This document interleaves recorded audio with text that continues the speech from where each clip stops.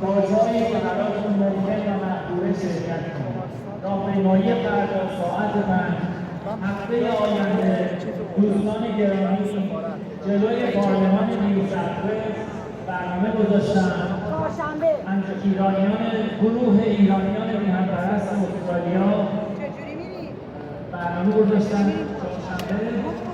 ساعت 10 صبح تا هفته بعد از ظهر تا بعد از ظهر جلوی پارلمان نیوزلند برنامه پیگیری بکنید، شرکت کنید، صدای خودتون رو به سیاستمداران نیوزلند برسونید. چهارشنبه 10 صبح تا هفته بعد از ظهر هر ساعتی که تونستی در این برنامه باشید. فردا یکشنبه ساعت 5 با تصاویر شاهتون، با پرچم‌هاتون، با شعار جاوید شاه در رالی شرکت کنید. ما هم شرکت میکنیم، صدای همیهنانمون رو بلند میکنیم و به دنیا میگیم که ما شاه میخوایم. کینگ رضا پهلوی، این شعار اصلیه. کینگ رضا پهلوی. اینقدر تکرارش میکنیم تا همه دنیا بگن چشم کینگ رضا پهلوی.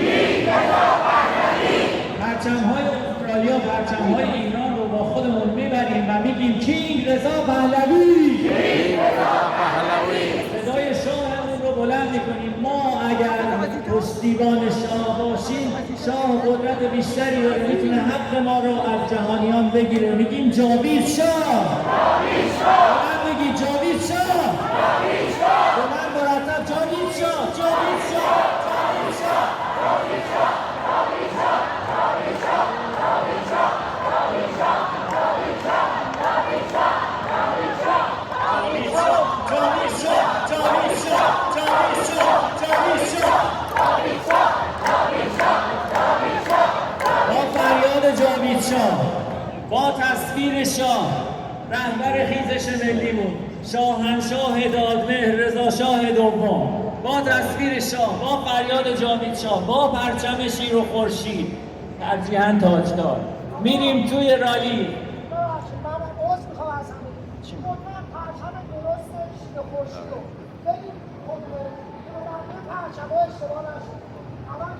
الان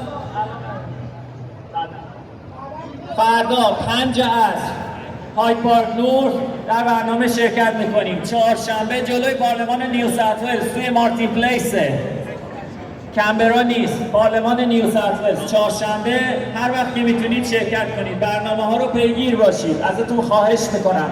هموطنانمون داخل ایران با دیدن این کوشش های ما انرژی میگیرن. اکنون خیلی زیادی صحبت کردم، سرتون رو درد آوردم. با هم سرود ایران رو میخونیم و کوروش گرامی یک بار دیگه برای ما هنرنمایی خواهند کرد.